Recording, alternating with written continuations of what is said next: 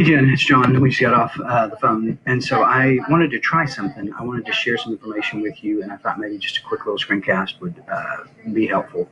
And so this is my first time to do this, so who knows, maybe it'll be terrible and I'll never do it again, or maybe it'll end up being something. I thought about like just trying to keep it to about 3 minutes, set a timer. That way it's not too much. I can choose just the right amount, like impact in 3 minutes or less.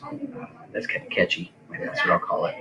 Anyway, let me set a timer and we'll go. So the idea is, I'm in eGrants. You go in eGrants. When you go to eGrants, right, we're going to log in right there, okay?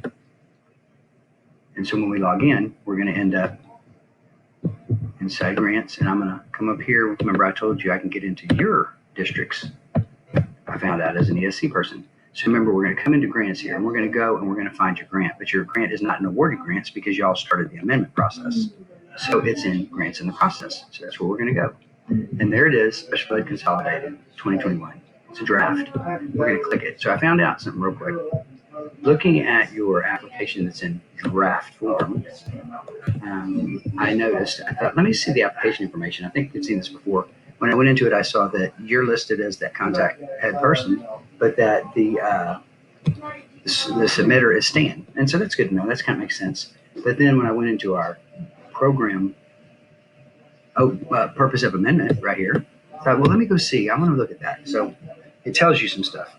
So one, it tells you that you or they said we're gonna amend BS 601, the budget summary. We're gonna amend payroll costs. We're gonna amend other operating costs.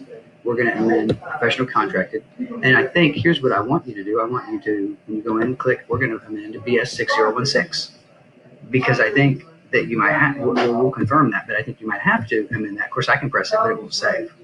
So the idea is that we want to make sure if you have to amend it, you know what to do. So schedule of change, you'll do that. Schedules changed, and then you'll have to add verbiage. And I think they said they were going to help you do that. So let's go back real quick. I only got about a minute left, real quick. So, and I might have to make you multiple ones of these, but we'll see. See how it goes. Impact 3 minutes left, right? So then when you come down here, what you're going to do is, remember when you go into BS 6001 and the BS 6016, one is the budget piece, the other is the fiscal compliance piece. So we know we've got to go into the fiscal compliance piece. We may not have to edit it, but we've got to go into it. And so when you go into it, remember we looked here and we saw that your monies are there, and we saw that your MOE was done, and we saw that you said you're not going to do the statutory allowance to reduce your MOE. And then here, remember we saw that the LEAs, the guidance here where you're checked and you have your set aside amounts here, and you were going to double checking on that.